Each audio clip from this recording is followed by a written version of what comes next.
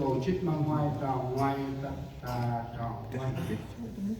hai tay chia trong một ngã đó là khi sao chỉ tạc lớn dan khi quanh tầm cả lời đấy họ thừa chia sẻ này cướp chân ra tá bố đi nào cho trình nào kít hel nắp bật chép mà đơ hé cặp kinh trình nào có mà đờ phú một trời sáng hồ mà yon nào trong nhớ phùng u che hay cả lẽ phù trời cao thân vắng chỉ lịch qua yon bước nào trong nhớ phùng hè kít nal rằng đùa hạt chiền ngang châu ấy mà nào bằng người phương đường ba mấy màu chiền đờ hè trời sao hồ trong quần mà giờ bữa nào chó aben hơn ba bừng ra quay lên mà cái in chỉ đi rằng đủ đời cấp băng chiến đi sòng sạc mà là rằng đủ bước băng đưa chỉ đời hơn đấy khát là bằng khép bia đá át hôm ngời hay ôi tròn tóm tòng phe cho nào ngời in dành thầy dương chúng ta đông thì ăn nuôi thơm nuôi sư rau mô kia nào song sang tầm bảo ô vì đó nuôi song sang cú đi do nào cho bằng ya bè sơ nuôi thơm sư rau mô kia nào song sang tầm bảo ô vì đó nuôi song sang cú đi do nào cho bằng có cùng của người trong quán hay là nào cũng nách đồng see the enemy is puffed and desire are not upright, but the righteousness person will live for his faithfulness. hay là nào dân đồng Này lòng người kêu ngào không có sự ngay thẳng trong nó, sống người công bình thì sống ở đức tin mình. là hoa mà vành ra đóng hay một sòng tôi đã đông ước vành ra hình quay bên nam trang đùm bước Yesui con trả hình quả hình môn á ước vành ra hình quay bên nam vành ra nó quay chết nào mình ngơi chừng đời xa mà huyên thì cây mà huyên hình rít play chỉ đi ngách play hôm râm là nạp vành ra nôm nào mình ngơi ai chừng nào ngơi play chiên ngân hình kít hình răng đó là một cái prang qua prang du sầm park sầm tây sầm ali sầm tây chiên ngân hình kít hình răng chỉ hình sọc tường mông a khoảnh ra còn nhớ con tròn ư tầm tây khoảnh ra chân bước prang du và phúc tô nuôi nâm nào minh bò phùng con ăn từ sọc tường nhột prang lỡ đây kia nào kim xoa tôi mốm hình cặp giác ai là quen mà rằng nụ bước Yesui con trả hình quá hơn cô cho tầm tây khoảnh ra nở hút tiệc đi tiệc nghi ra mày thì mình có khai trong kia ri hon tầm áp nôm của phụ con tu hiến ri cặp kinh là mệt lỡ quay bước sau hơn cô cho tầm tây bước nào mà còn khai Yesui amen là quá còn chắc một tiệc lai vì là hèm một việc quay nhố nuôi nằm vào đi riêng nào cũng nó hay là đã chú đã thơ cho một cụ thể quay thì nó quay vì là nuôi nằm hè một thể kỹ thuật thì nó phanh ra là cái khác là nuôi nằm hè thì nó chưa lâu một cái nào xong sang Việt Nam ra đừng nói chuyện đờ quay tức là thước đo trong mỗi tấm lòng chúng ta vì vậy làคุณđi song sang cụ đi do nào cho bằng này chỉ hay là bằng in the west còn đi hè cùng nào cao sai thì xin nam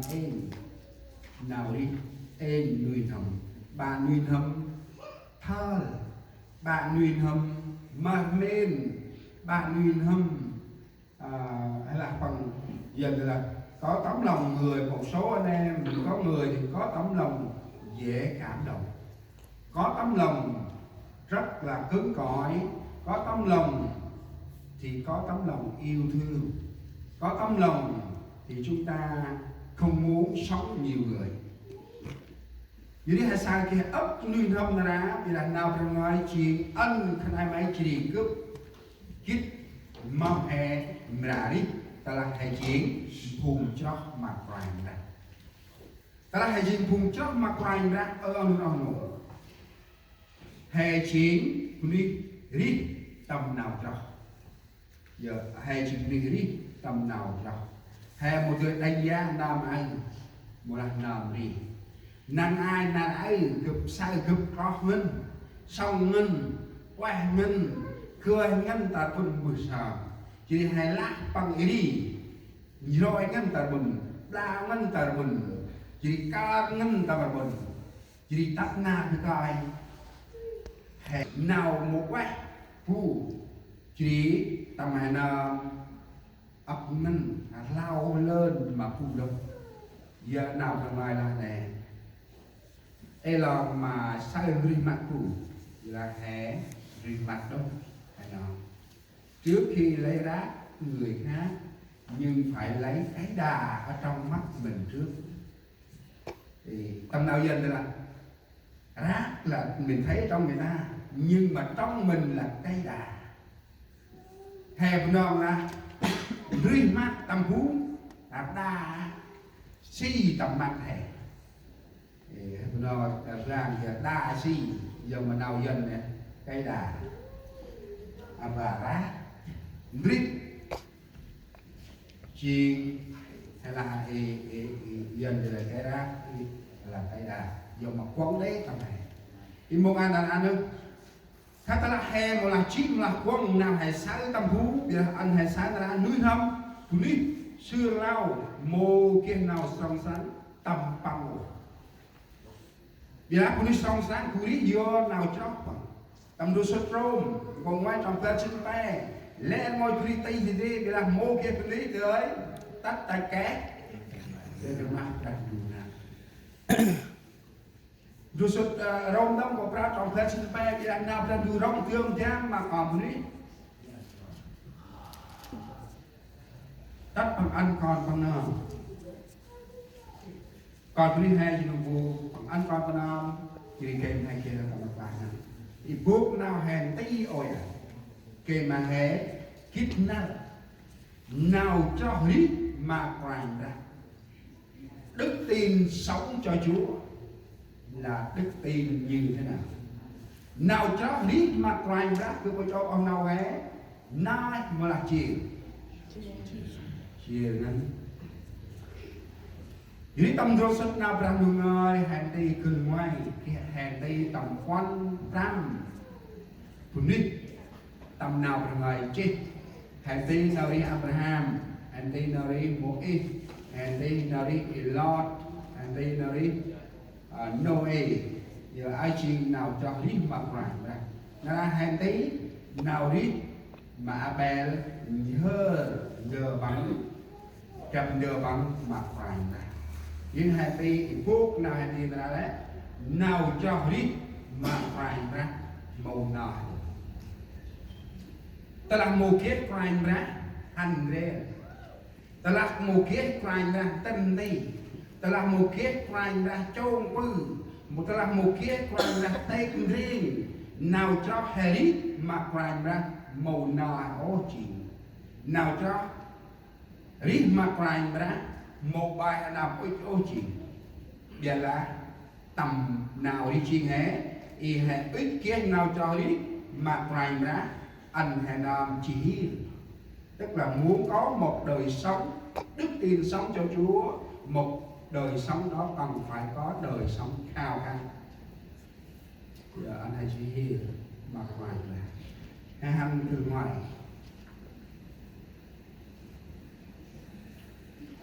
nào cho ít mặt hoành ra từ ngoài chiền nào cho kít là đấy biết chắc là đức tin biết chắc đời đức tin sống cho Chúa là đức tin biết chắc không nghi ngờ, không lưỡng lự,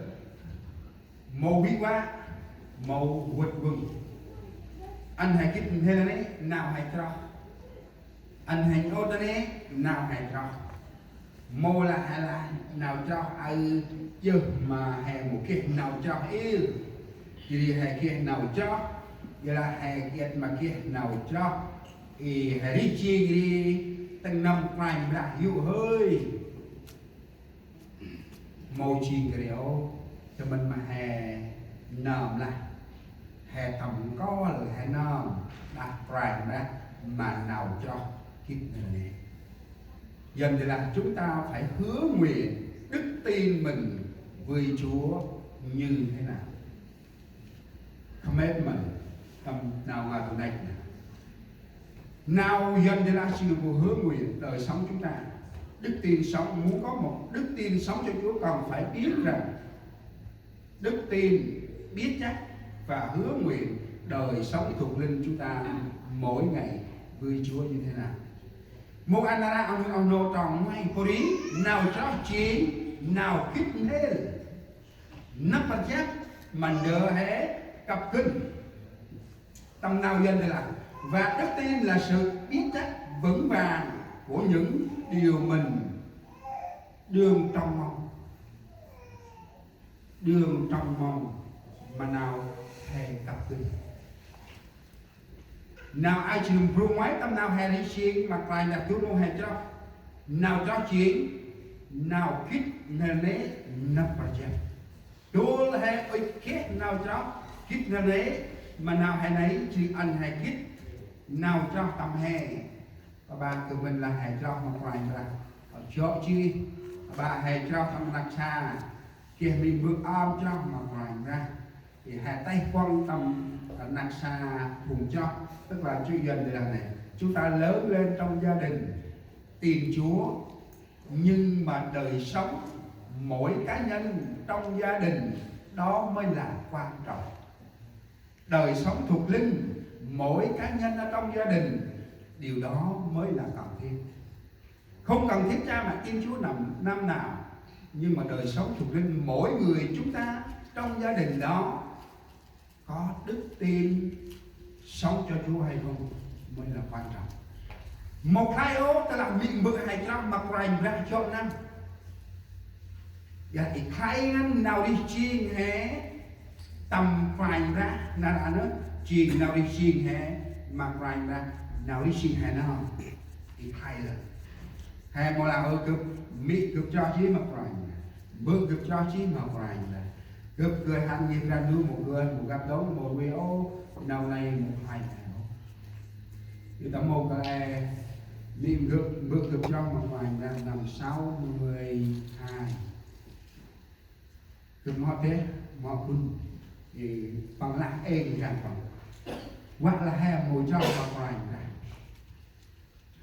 phương năm này tận năm 69 70 mà kể một ngày này cực một cái đông cực lạc mong vừa lạc cho Quran là hành run này Ibrahim số 2 tàn tộc nhân hoa kia đông tàn tộc kiến đức là kia đông cực sao cực cả kiếp tại nhân hoa rất là Quran là bằng là hành run ba là một con nói mình cũng ta là làm hít tay nói là để ta cho làm hít tay làm hít nhiều đi thì tiếp lại. Và cái mà kia y ca thay nào nè nó hành là luôn cái mình hơi sắc chân mặc lại ra một cái đó một anh ra ông đâu hè ông cùng cho ông ra kia nào cho để nào cho cái mà đi mặc lại ra mồ nào rất nhiều người hôm nay